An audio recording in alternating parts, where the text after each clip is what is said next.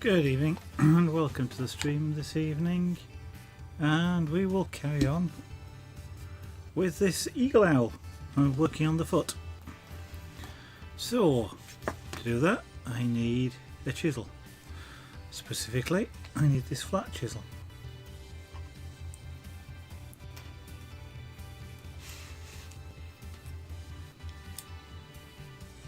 I also need a reference photograph. Where's my reference photograph?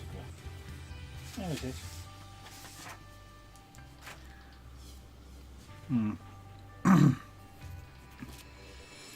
Okay, so I need to carve that down.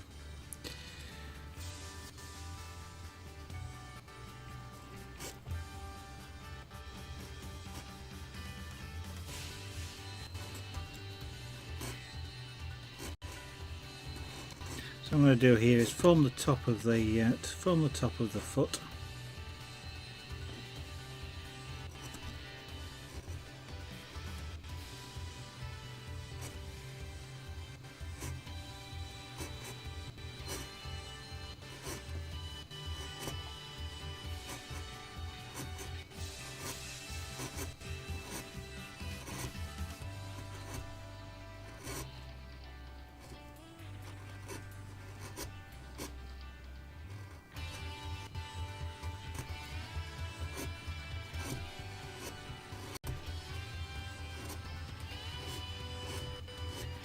And then we'll work out how to make this look three-dimensional without making it fully three-dimensional.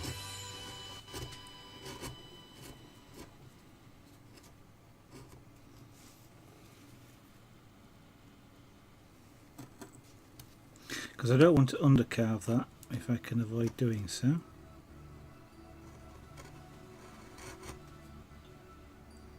Undercarving will be to actually carve, well I will undercarve it a little bit just to create a shadow, but I don't actually want to separate this from the wood itself, as you would do if you were three-dimensionally carving this.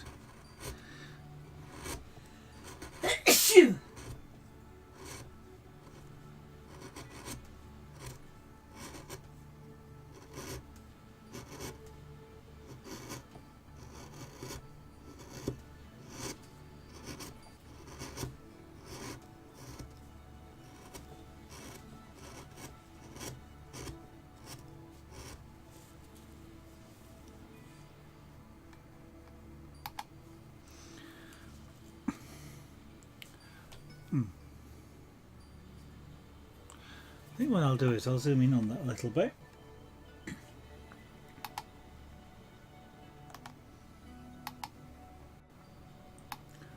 We should make it a little bit easier to see what I'm doing, and this camera seems to have managed to enable its autofocus, yes. So we'll turn that off. Otherwise it will start hunting as I start using the chisel around there, and it'll go all fuzzy and be hard to see.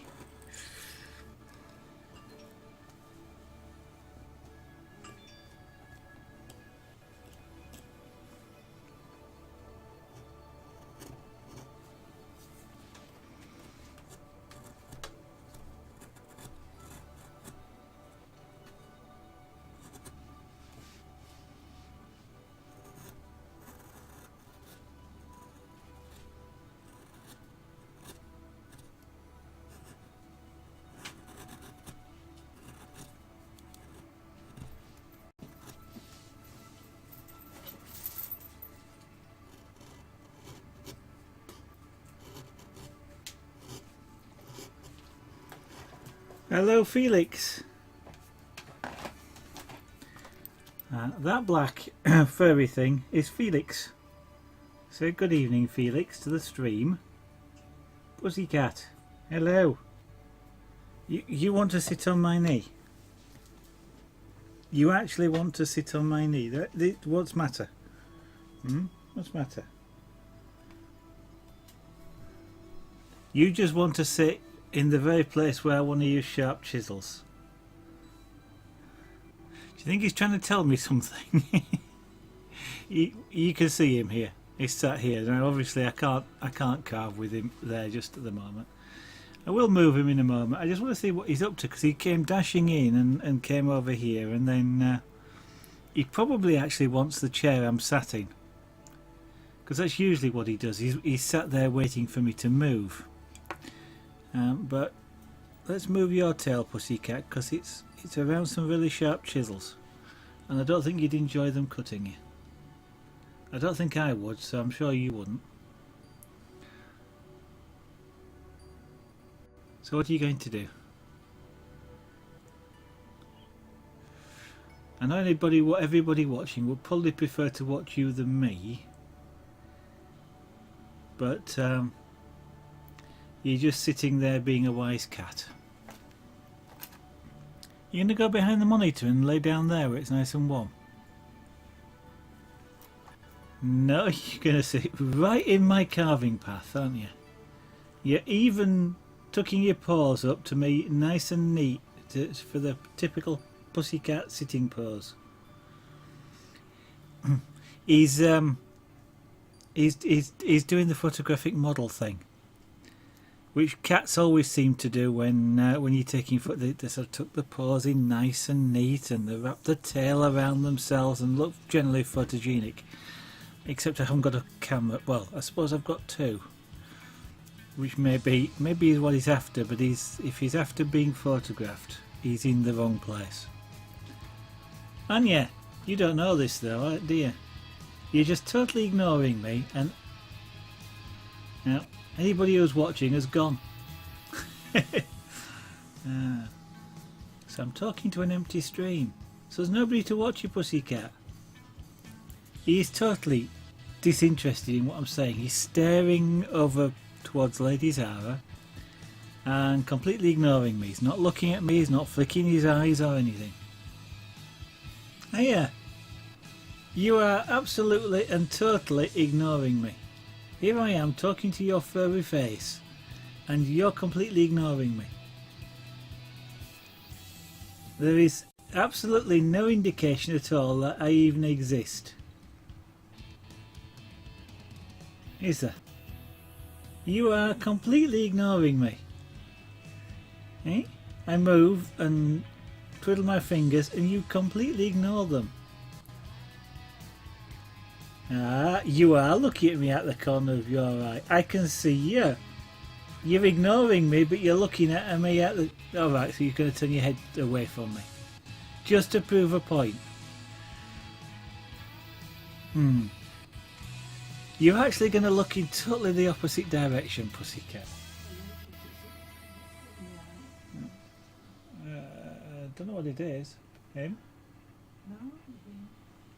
I don't think... Well, it might be the wood, but I don't think so. Sorry, Lady Zara is being allergic to something at the moment. Perhaps you want to wash your face quickly. And take a drink of water or something. Just to wash your throat.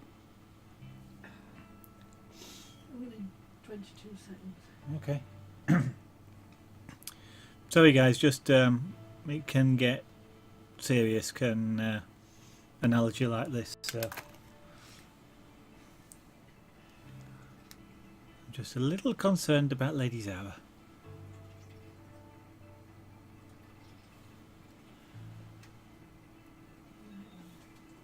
You okay?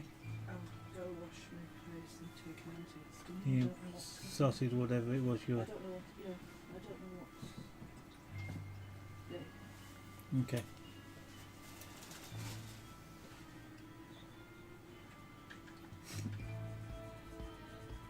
Okay. So hopefully Lady Zara's going to be okay. Now then, Felix.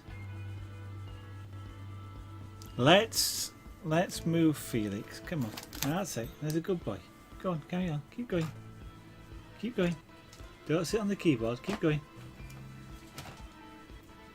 That's it. You can stay there.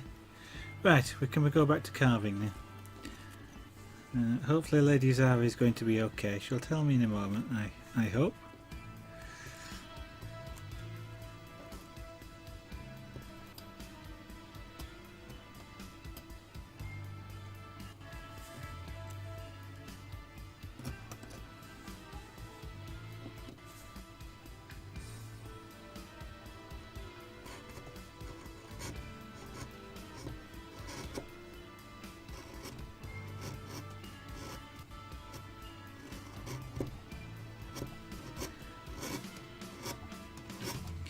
Now I perhaps made a slight mistake when I was originally carving this.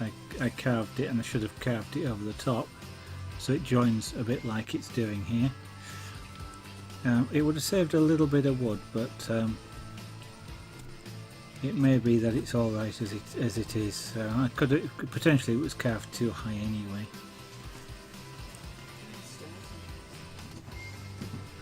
Okay, have you had a antihistamine? Okay. I don't think it's the wood. I mean, this is no different wood to before, and it's been in here. All the wood chippings here, didn't you? Yeah. But you've been there for a while.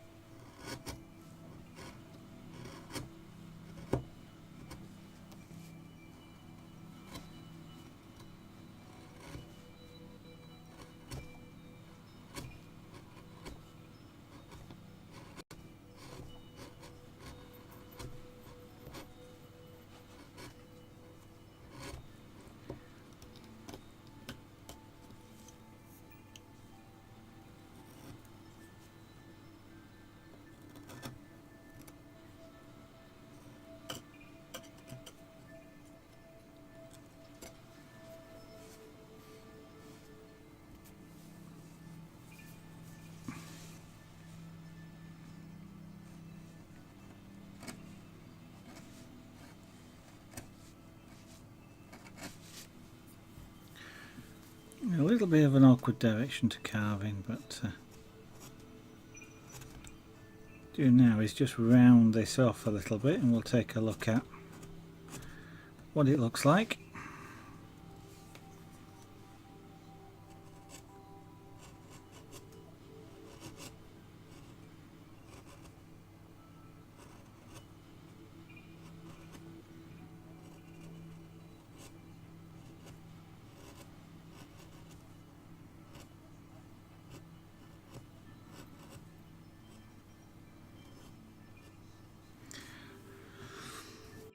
Now, there's a lot of feathers involved on that, so again I may come back and smooth it, but I don't think I'm going to particularly bother.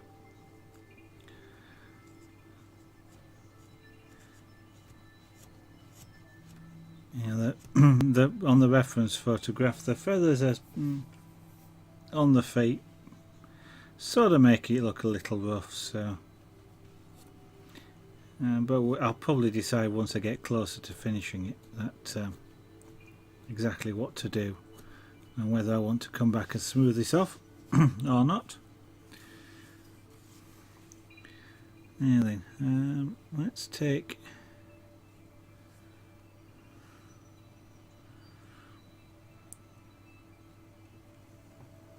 a little bit of this wood out of here.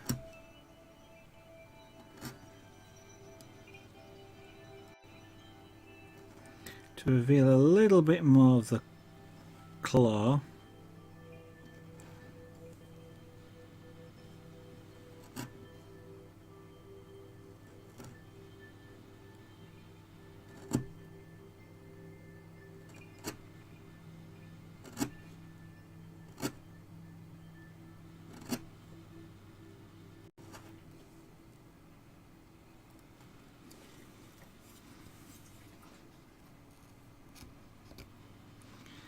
I made it a little bit awkward on myself because of the angle involved there, but what's new? I did that last time.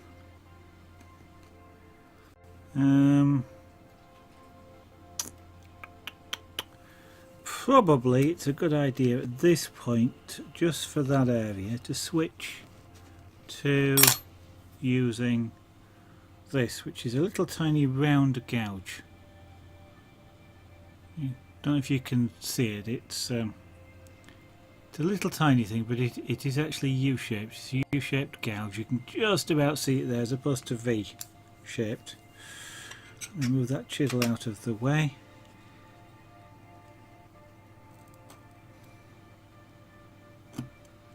But being a gouge, it has a slope on it, a spoon sort of type arrangement, very slight, but it's enough to, rather than a flat chisel, to allow me to get into some of these more awkward places.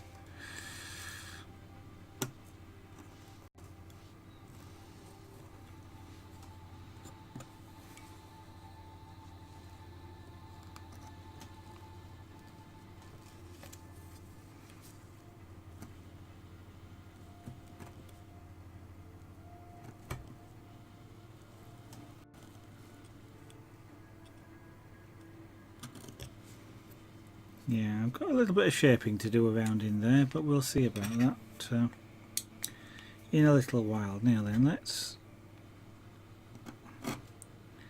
also shape down here now.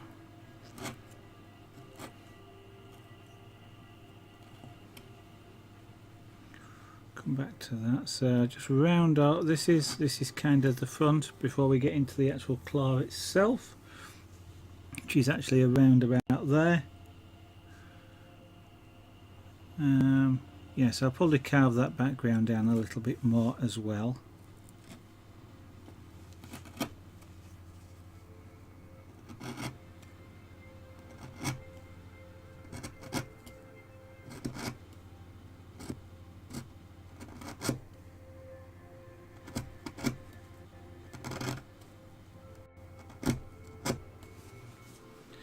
What I might do I want to do it now though? I'm thinking about undercutting to create a shadow effect and make it look more three-dimensional. But I'm wondering, I was about to think about doing it now.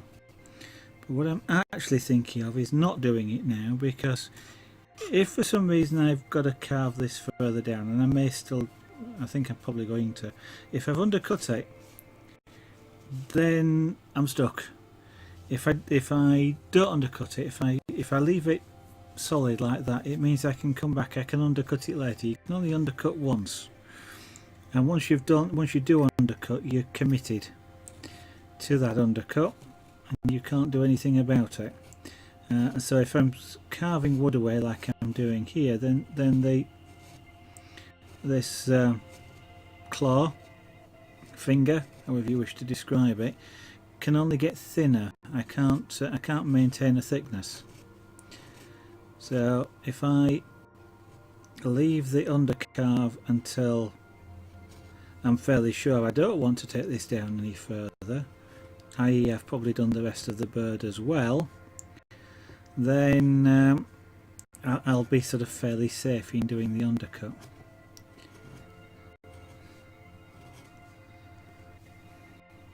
So it's about leaving my options open in a way here, to be able to do that after the fact or later.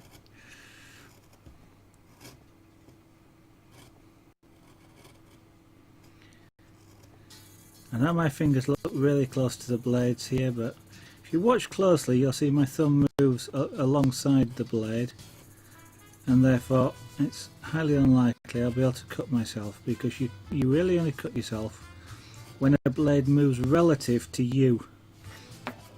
If you're moving at the same speed as the blade, it can't, and the same direction, it can't actually cut you.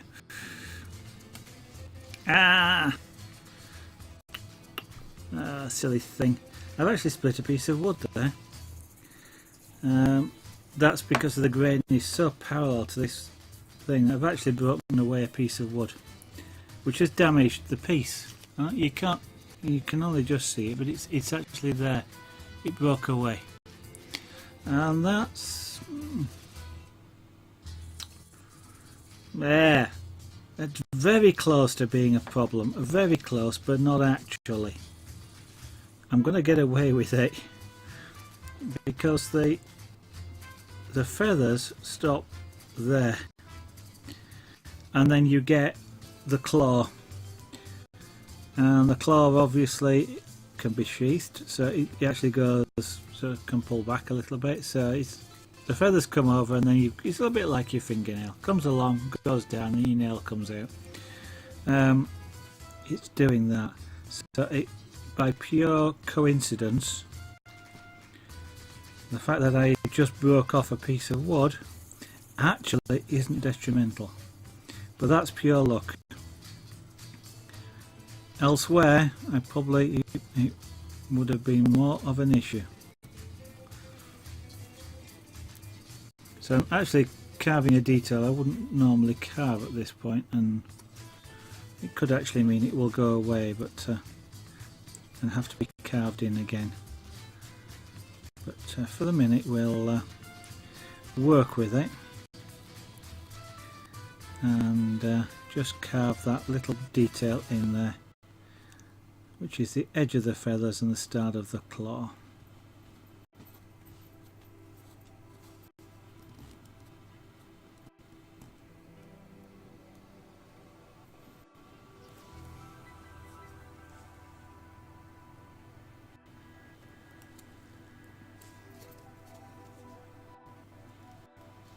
It's a tiny detail that we will actually come back to later, and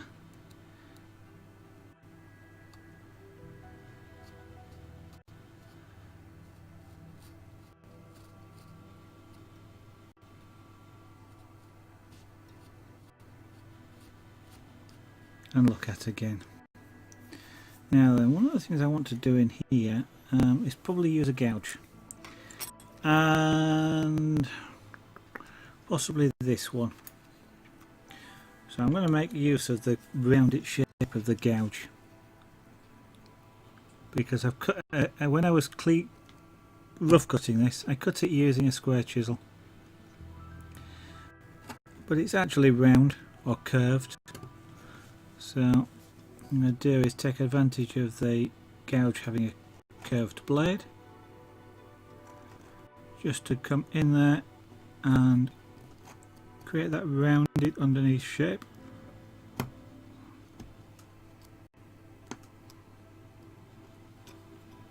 Okay, and then switch to this little tiny U-shaped gouge just to clean that out around there.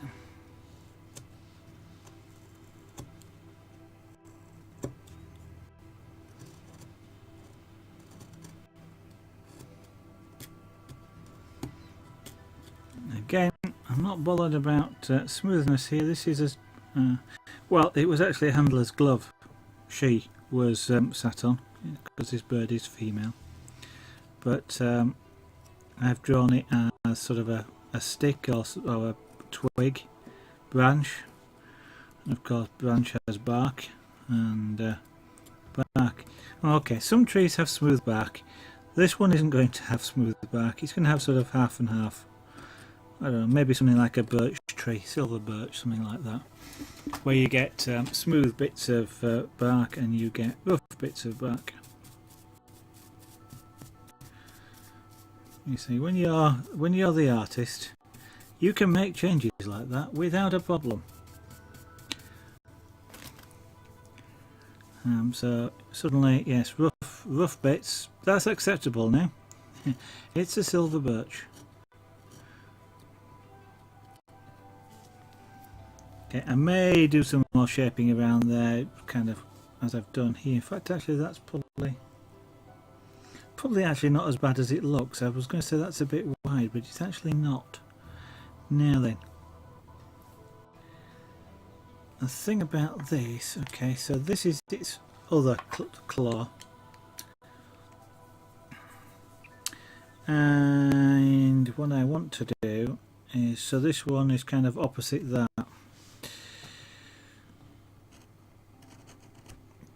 Excuse me, as you possibly will find this a little bit difficult to see with my hands in the way, but I have really no other way in which I can carve this.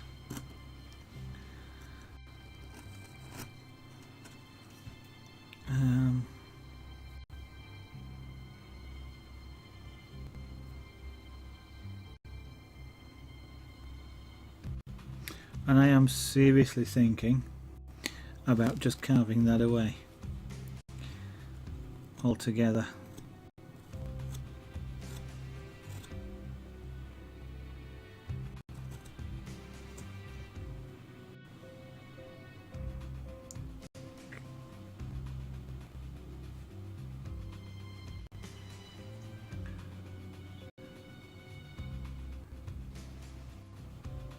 just because it will virtually be impossible to see.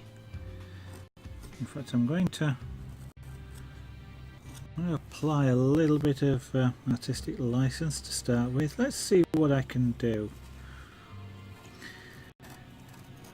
Ultimately, as I say, I may just carve this away altogether, make it vanish.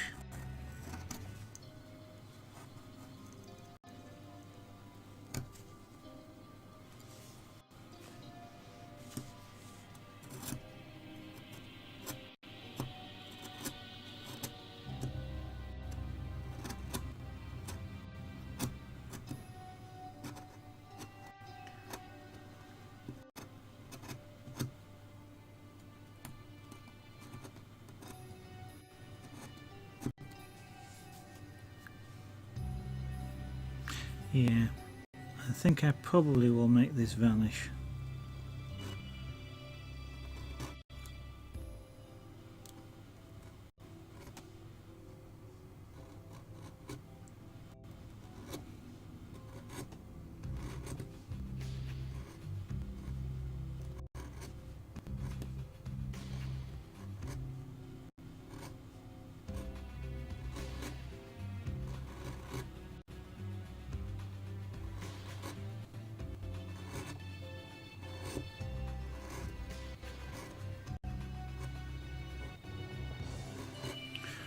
(2D) and 3D,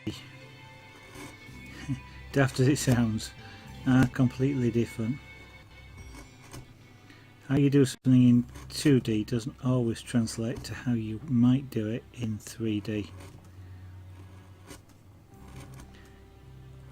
And so in two-dimensional, for example, this toe, for want of a better description, would actually be visible.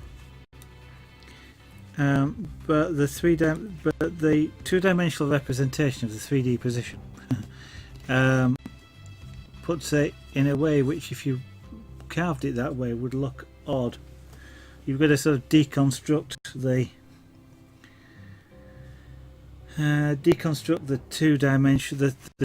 two dimensions, and put it back into 3 in your own mind, and then carve that. And that's an interesting challenge.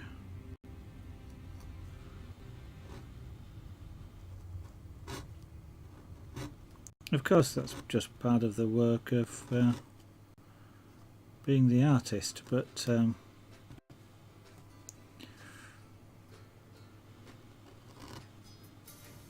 it can prove really interesting, as in the Chinese curse, may you live in interesting times. Of course, according to the curse, interesting does not necessarily mean good. In fact, of course, being a curse, it means bad. Now then,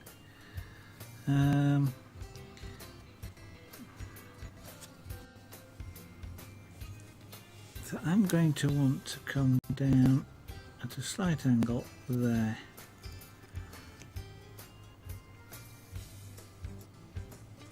So what I'm doing is just trying it out, because I can just cut that off, as I've already mentioned. So if I decide I don't like what I'm doing, I'll just remove it altogether, and you probably would not notice it had gone. On the other hand, if I have a go, I might leave it, but it gives me a bit of practice at doing this. So I've kind of got nothing to, as I say, nothing to lose. That's not strictly true. I can make a real mess of this and damage it, but damage around it, and then I have got something to lose. But generally speaking, this particular sort of exercise is practice. If it works, it gets left. If it doesn't work, it will get removed.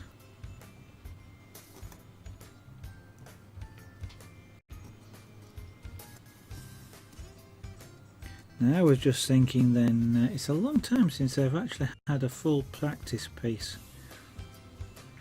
where quite literally, you know, and if it goes wrong, the whole thing just goes in the bin, or you carry on knowing it had gone wrong, practicing all the bits, and then at the end of it, it goes in the bin. For a long time now, my carving has been what I would call production carving. I intend it to produce something. It's not intended to be a practice piece. I might practice on it, but it's not intended to be a practice piece, and it's been a long time since I've done a practice piece. And often for practice pieces you literally just practice carving techniques more than anything. Sometimes, and for some people, and I'm kind of one of them, my practice pieces have to be off something. I don't carve abstract very easily. I get bored if I was just to, you know. Okay, for 10 minutes I can practice carving a round shape on a piece of wood. Much past that and I get bored doing it. So, but if I'm, you know, like here I'm carving claws which are rounded, that's not a problem. I can do that and I'm not bothered by it. And I can spend hours doing this, getting this right. I'm not going to, by the way, but I could spend hours getting it right. And then that's obviously contributed to the piece. I learned something. So when I'm actually carving something, I can spend hours doing something that I couldn't spend hours practicing.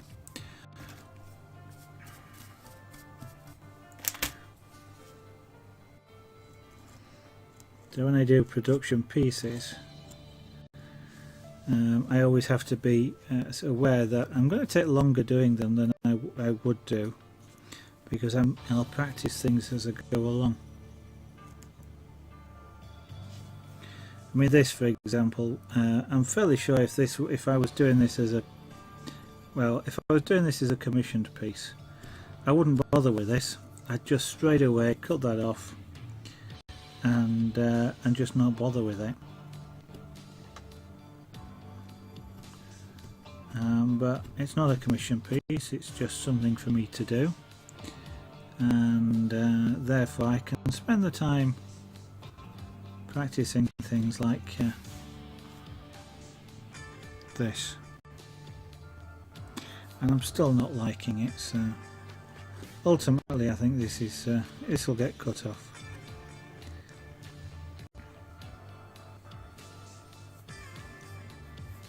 I'm not getting the right angle. I'm cutting it off now. So, bye bye claw.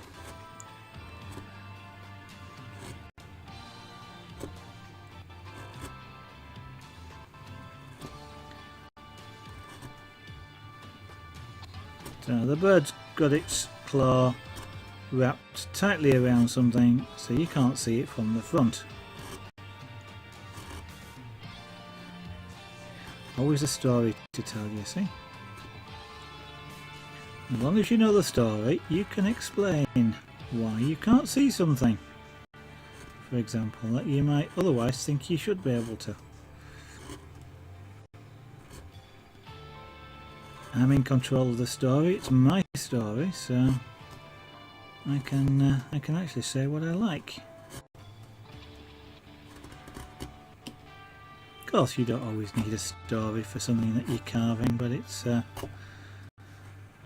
kind of good fun to have one, or to at least be able to make one up as you go along if you need to explain something.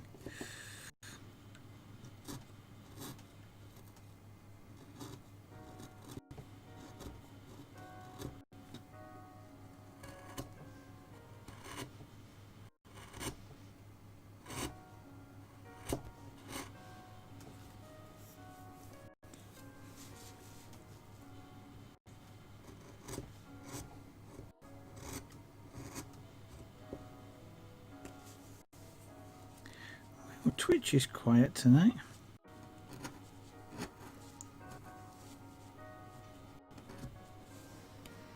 Mind you, I guess, well, I was about to say, as far as I'm aware, actually, it's a school holiday in the UK, so this week, so I don't know, that's half the country gone away.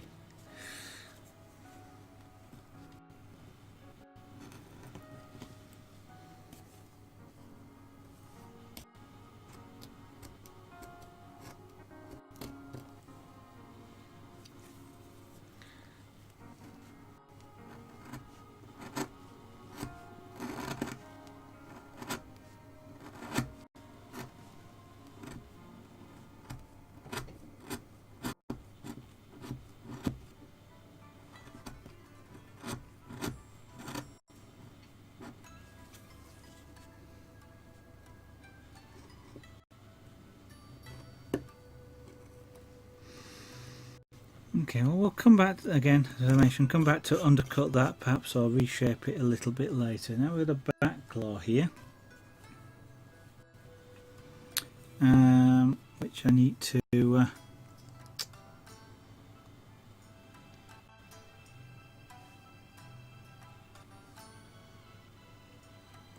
do something about, and it's a continuation of this, so thinking in 3 dimensions, or trying to, we'll just take this edge down. We'll work our way from the front towards the back.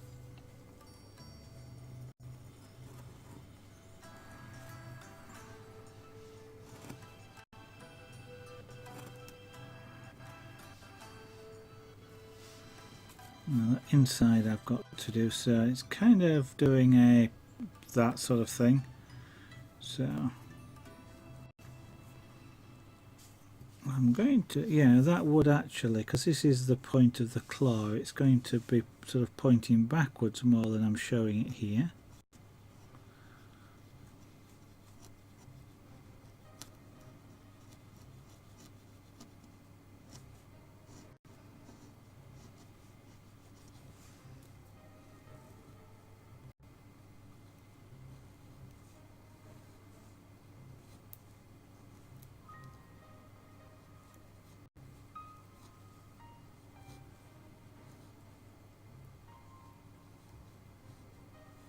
So I'm using this chisel currently like a knife. So I'm slicing, not pushing, because it's the wrong direction for this grain. If I push, I'll split the wood.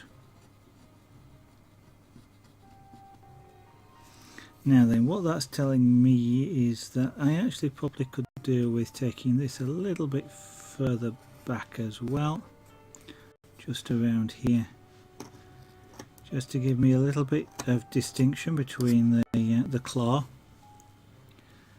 and what it's grasping onto.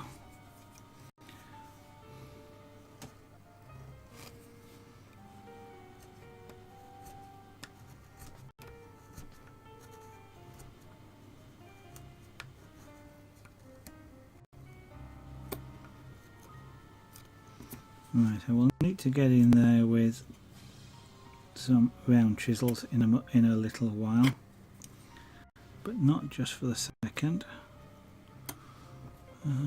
So that's going to be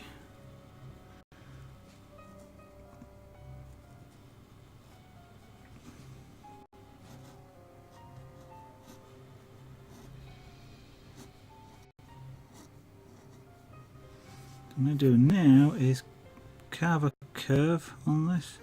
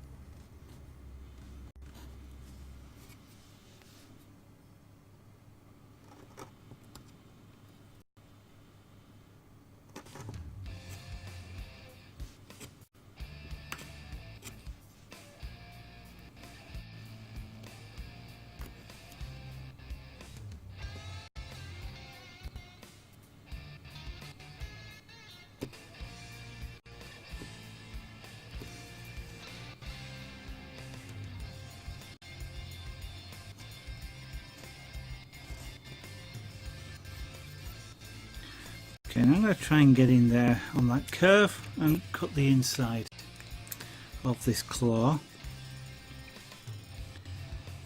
And I should just be able to do it fairly easily with this U-gouge.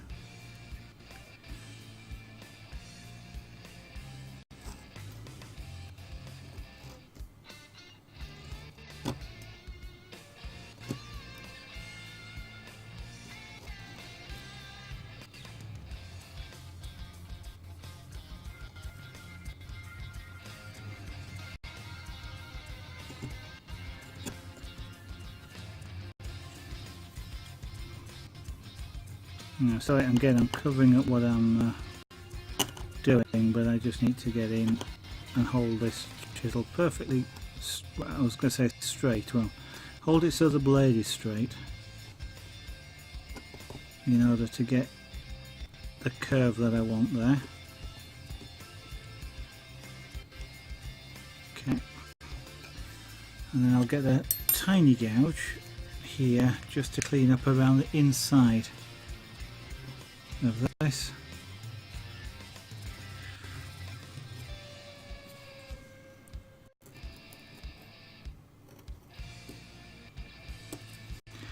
Now I will at some point carve that down to towards the background wood,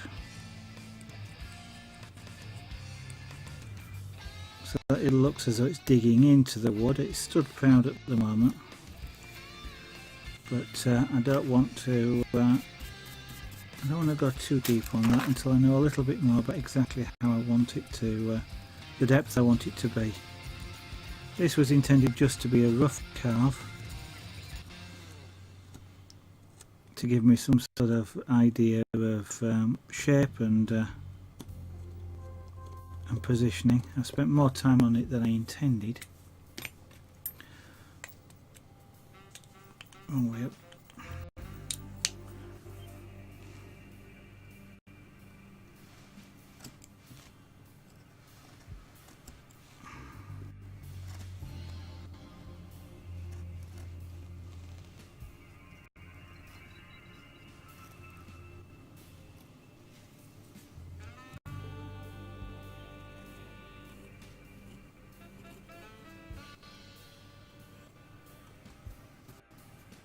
Okay, and this is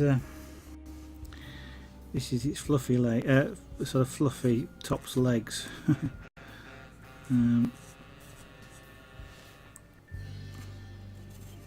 So that also wants to be rounded off.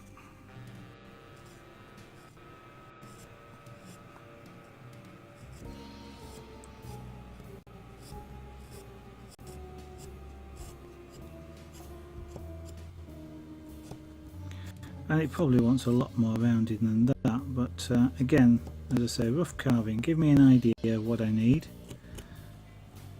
get the right sort of areas in the right sort of shapes to allow them to be sort of fully defined at a later stage.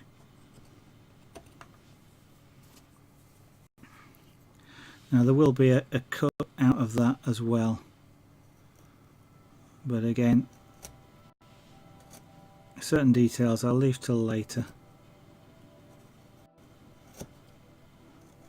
especially where, like here, it would make the claw a little bit too fragile for me to be comfortable.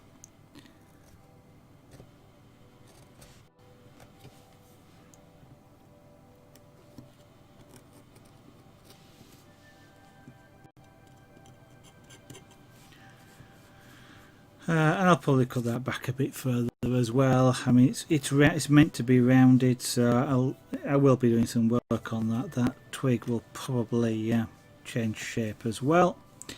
So we've got the tail feathers down there.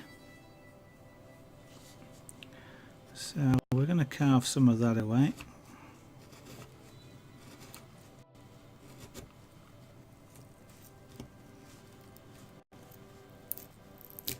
Now that's split, but I'm not bothered about it at this point. It's kind of a controlled split. Okay, not really. I shouldn't really be letting the wood split, but should be carving it.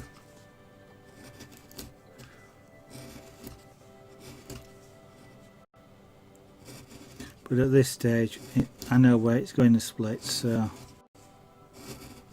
I am a little bit less concerned than I would be later on, or if this was close to a finished point and I was doing it.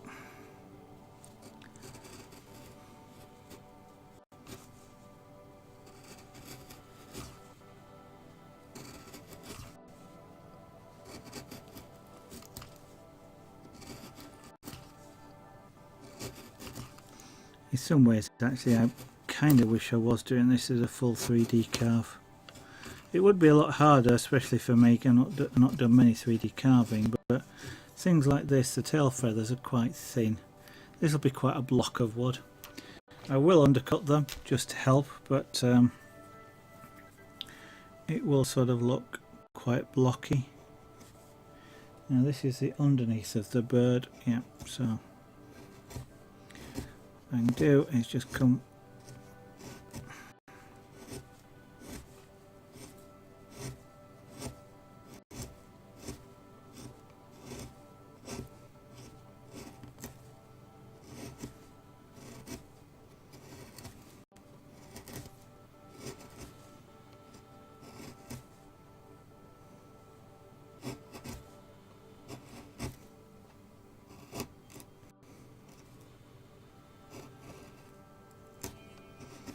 and that's quite a steep gradient just coming around the bottom of the well, the wings here, I guess.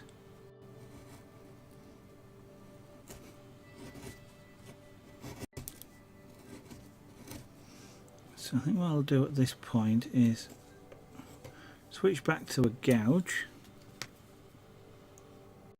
this one for the moment, and cut across here.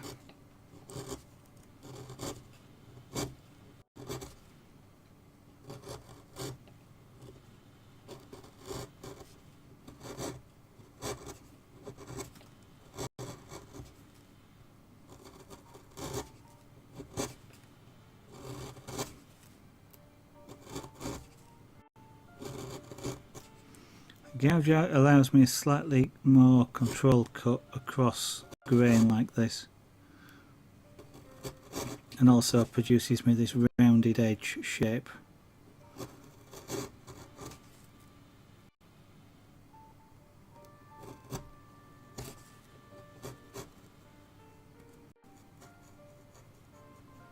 Now I have to be careful here not to apply too much pressure, because I don't want to take that tip off, which I would do if I sort of just went fairly strongly at it.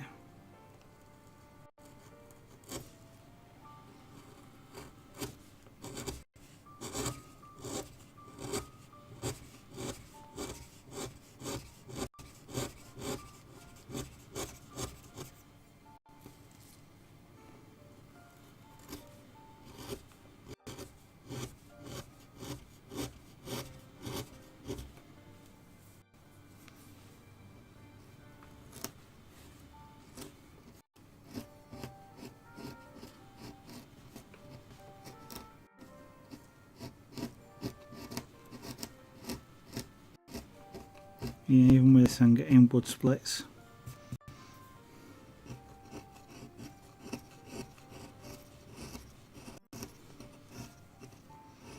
So be careful to take quite shallow cuts.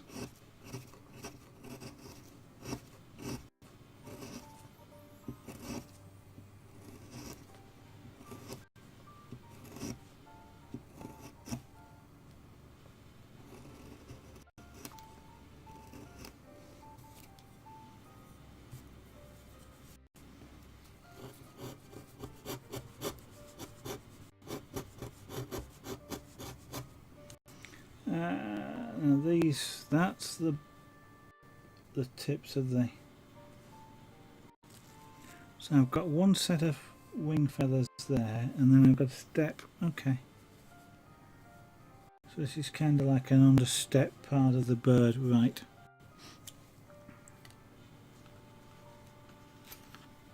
I'm using quite a lot of different chisels tonight, so That's going to come from, that's there, so just so around about there actually. Okay.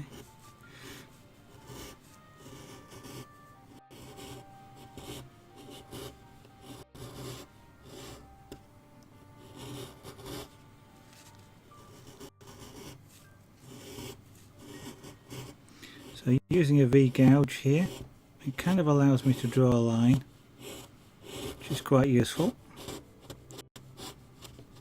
As you can see, I'm drawing it effectively where I'm going to have almost two levels.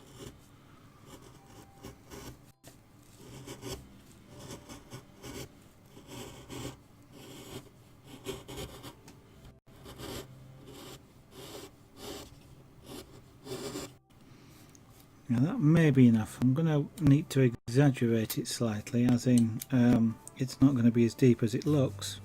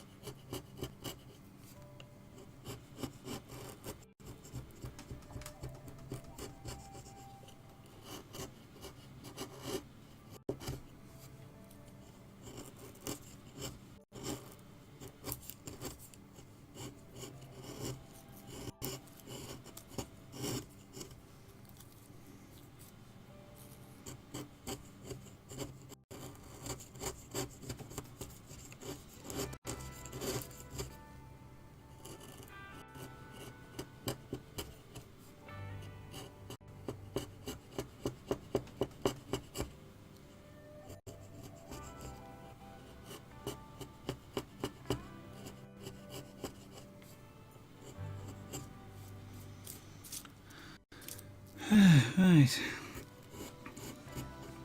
So I want to shave backwards from the bird, obviously. This back end goes that way, curved downwards. So I'm sort of shaving this. I've got the top to shave to match as well. So I'm sort of heading backwards down towards the baseboard here. We're doing it at a fairly slow pace, so I can establish the right shapes. I've never done an eagle owl before, so I don't know what the right shapes are, so I'm looking for them as I go along.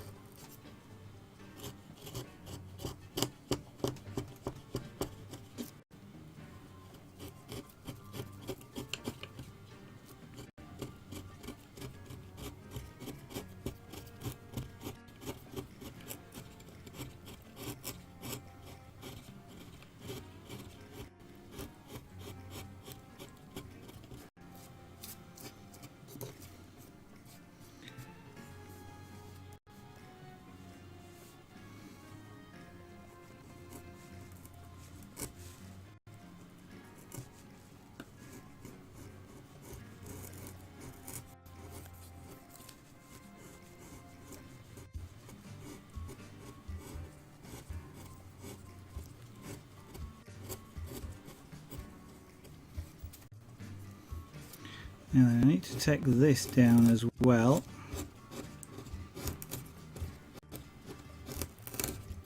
Sort of to match.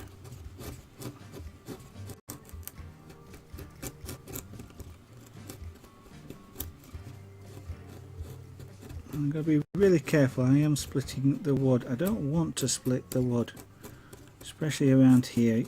It could get quite close to the final shape, and I don't want to split the wood because that would destroy that final shape. So I'm going to be stuck, I think, with carving some really odd angles. This is really going to be carved on rather than off, but that's a really awkward position to do it from, because I'm carving up as well.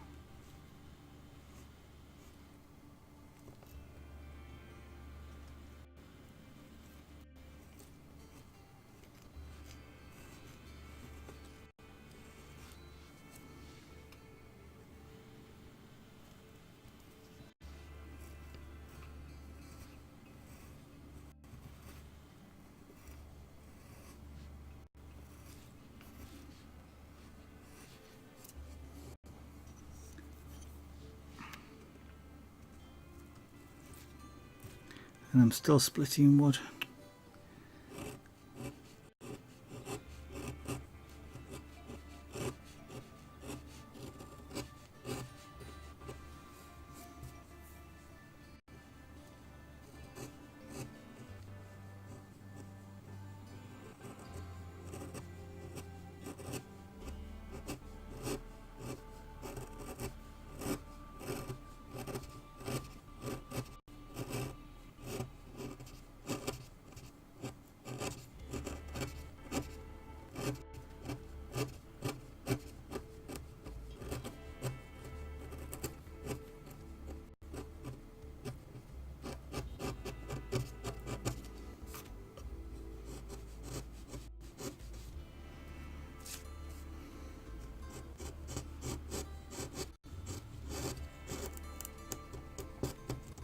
Sometimes relief carving is kind of an almost an exact shape, but quite often what you're doing is compressing the thickness when you relief carve on something. So I'm not actually carving half a bird. I'm sort of compressing all of the bird, or half of it if you want to describe it that way, into probably about a quarter of the actual diameter or width.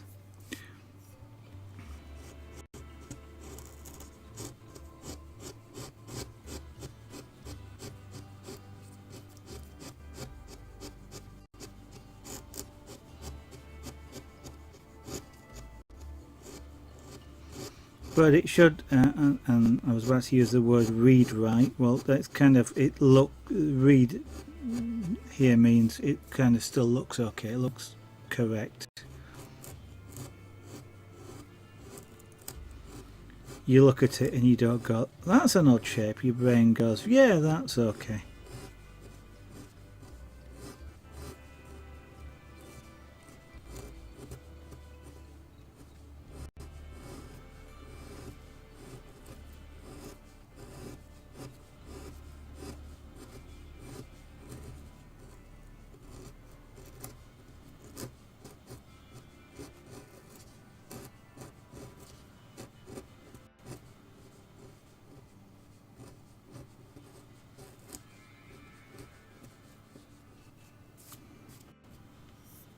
Eat more chips. Good evening. It is an odd shape, isn't it? How on earth you'd ever think it looked like an owl? I've absolutely no idea.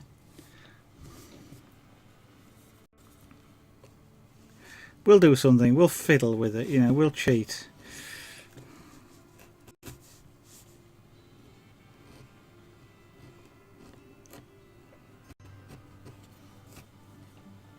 So, how are you doing, sir?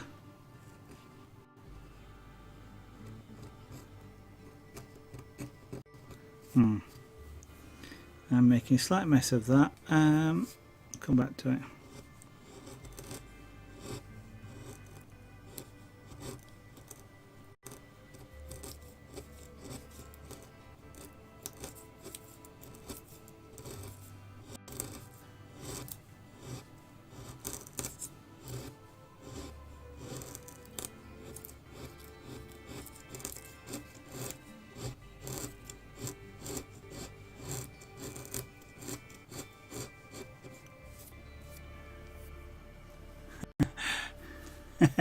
Yeah, I know you did. But as you can see, I went along with it.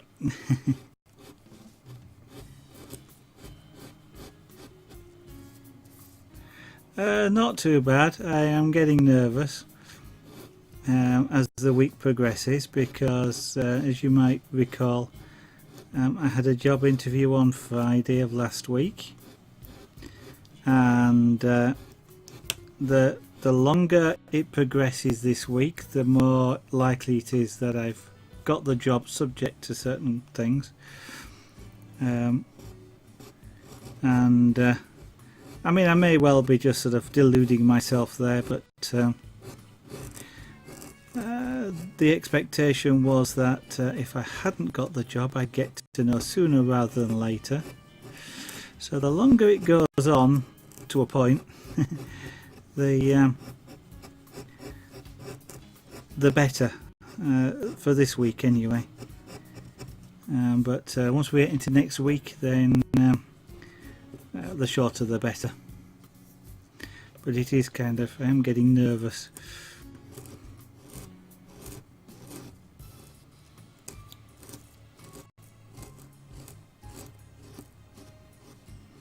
I should do this with the big chisel, the big white chisel. And then the should and actually going to is two entirely different things.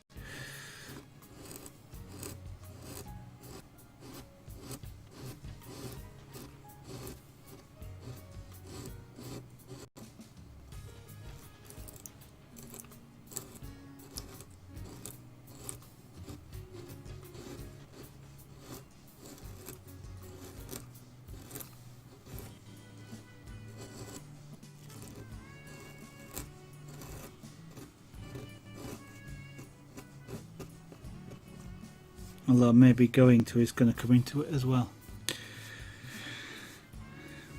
So I'm going to carve that down and around. So a fairly wide slope there, quite a steep slope here. And that leg probably is going to go downwards.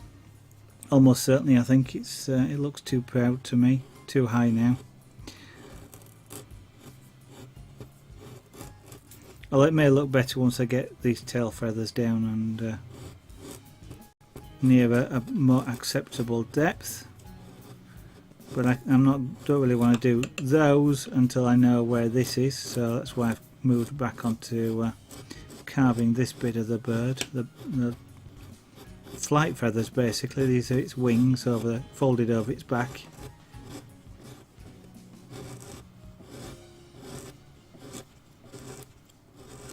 So this is the main shape of the bird itself.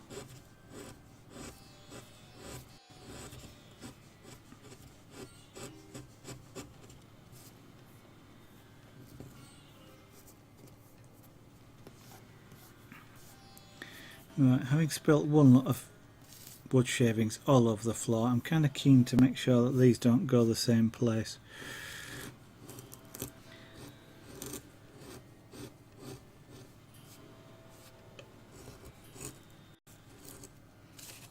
Now then, the highest point is about there, and then we curve down away from it, so working my way backwards towards this point here.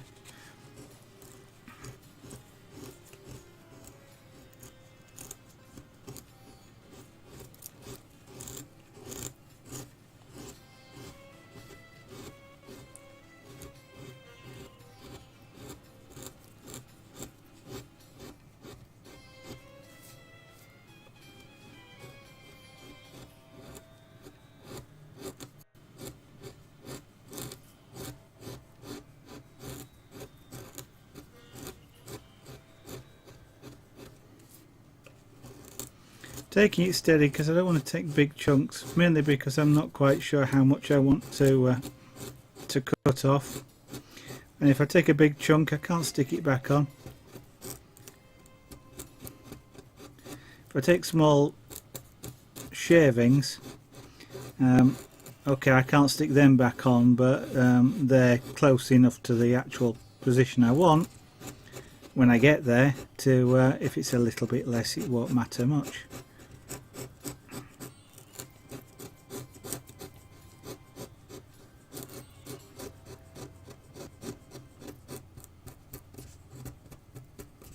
It's a little bit of me not being fantastically confident with what I'm carving.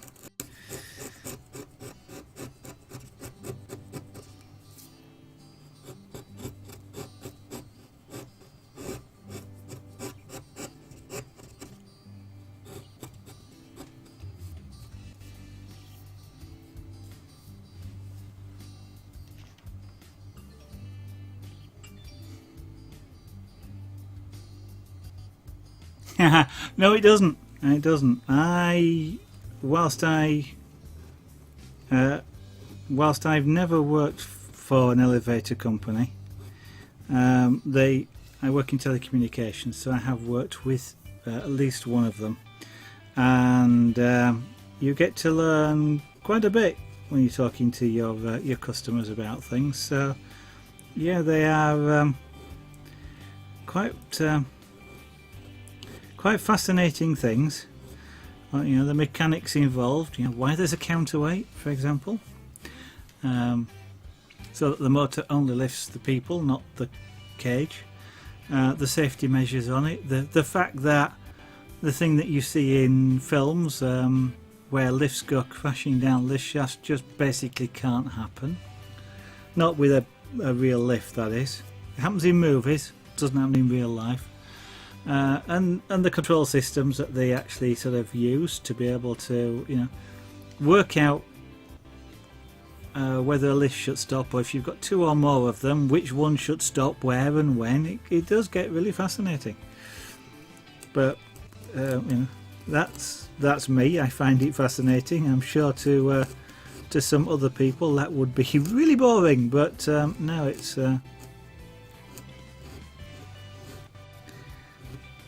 it can. There is a lot more goes into them than most people think.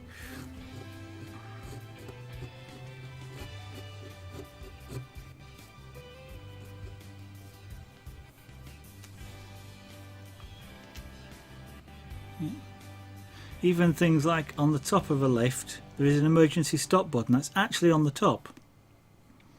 And you might wonder why there's an emergency stop button actually on the top of the lift. Well, occasionally the engineers have to work on there, and if for some reason, and it, you know, the safeties, somebody's because when they work on things like that, they do all sorts of things to protect the lifts, so that, you know, it can't be moved, and the motors are disabled and this sort of thing. But if somebody sort of reinstates that, the emergency stop is on there so that they can hit it, so they don't hurt themselves if they're working on top of the lift.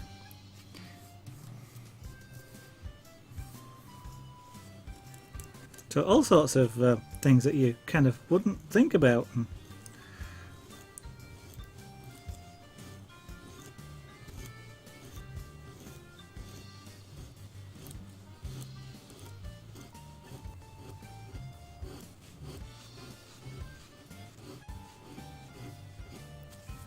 And even things like escalators, travelling stairs. There's a lot of technology goes into those.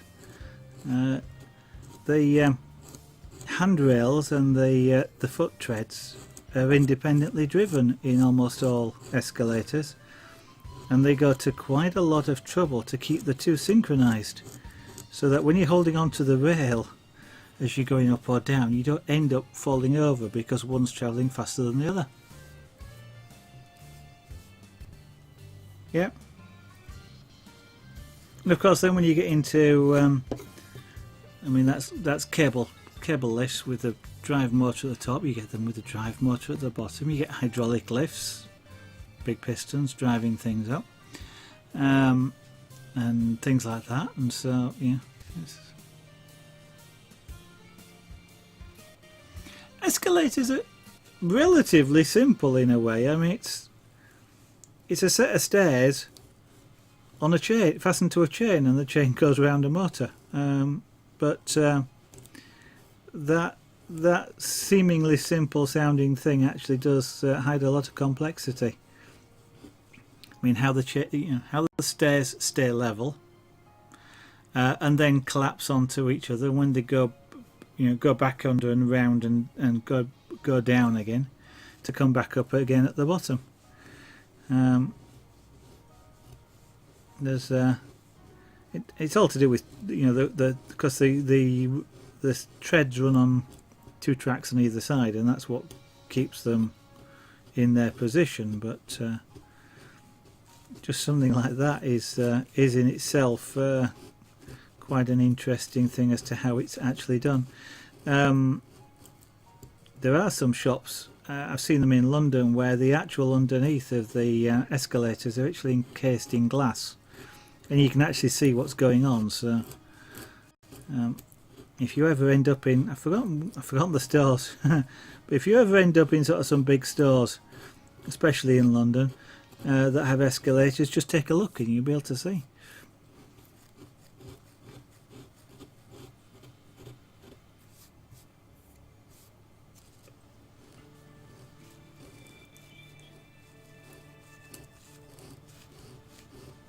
Escalators need bigger drive motors as well than a lot of lifts, because there's more people, which is something a lot of people wouldn't think about.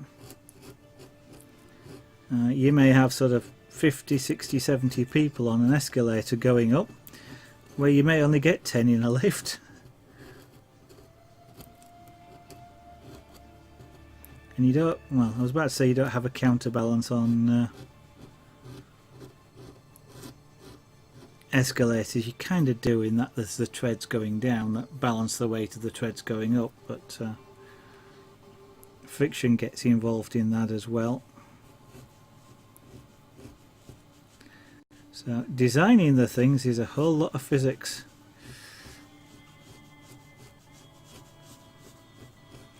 Of course, it's probably done by computer program these days. You put in your angle, your length and carrying capacity, it just spits out all the numbers, but the people who had to think about those solutions in the first place, quite amazing.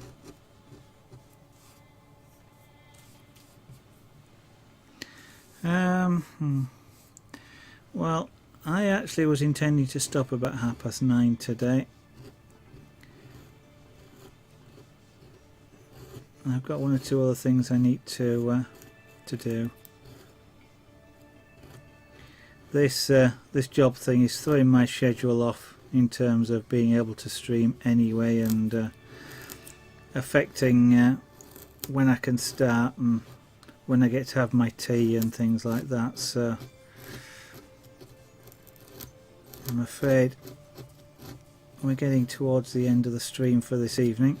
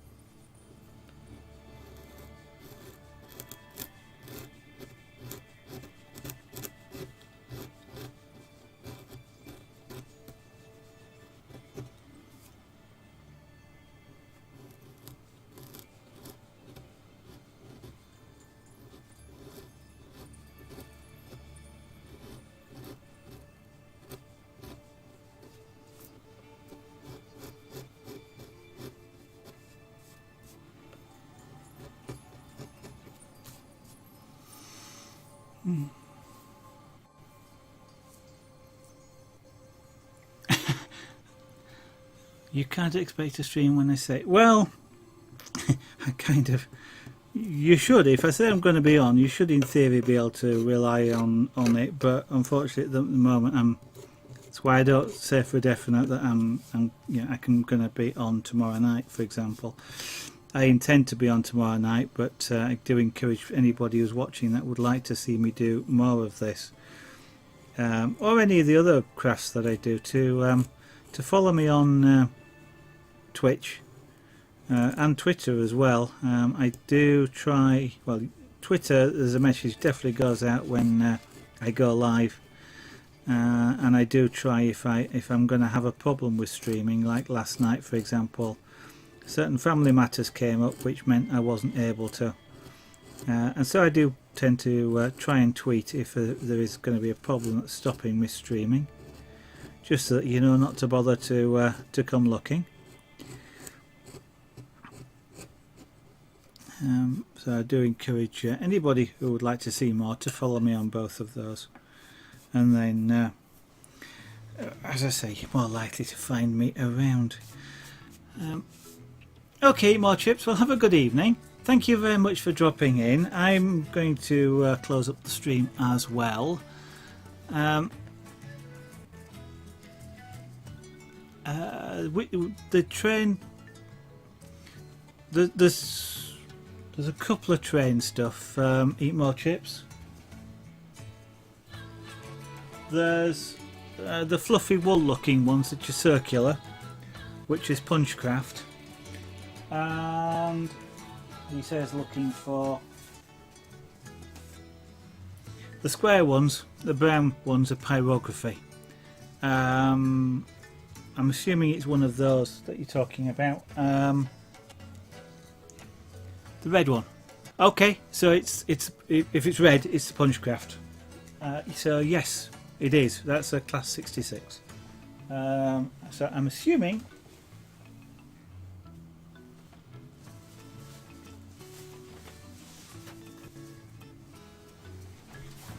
that you're making a reference to this one.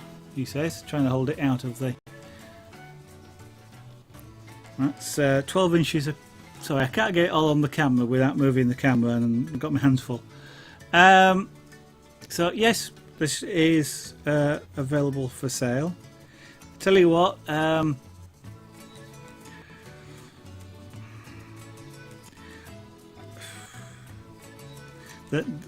not a well, it depends on what your definition is of what you might find cheap or not, because they take something like 10 to 12 hours to make one of these, and there's quite a lot of yards of thread involved. If you're interested, drop me a message on Twitch and make an offer, and we'll see what we can do. But yes, almost anything, almost anything that you see on the left hand side that is for sale. The jewellery certainly is. Most of the things you see like this there's a couple of personal pictures that pop up which are to do with things like Felix and Junior, which are pyrography images. Those aren't, but just about everything else is available.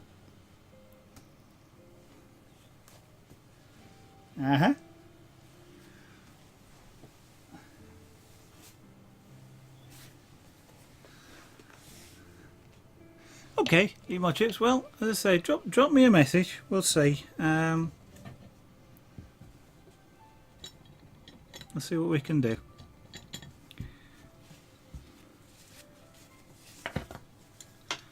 But as I say, unfortunately, it won't be a £5. Let's put it that way. Not with 12 hours of work in it. But anyway, thanks for dropping in. Anybody else who's watching as well, thank you very much for watching. It's great having everybody around. I'm going to pack up now because I've got some other things to get on with. Remind you of anybody that's watching of the shop on the left hand side. It's mentioned there. zaragonart.etsy.com. My own website there, zaragonart.com as well. And for notifications, follow me on Twitter or Twitch. Either will get you some notifications when I go live. Twitter is possibly the best for knowing when I'm not going to go live, because Twitch doesn't tell you that, but Twitch will tell you when I go live, so follow me on there. Thanks everybody. I'm going to try and be on again tomorrow night. Tomorrow night's Thursday. Yeah, I'm going to try. If I am, and you just want to pop in from around about 8 PM UK time, somewhere around there. That's 2000 hours UTC or GMT. Anyway, thank you very much again, and I will see you all later. Bye for now.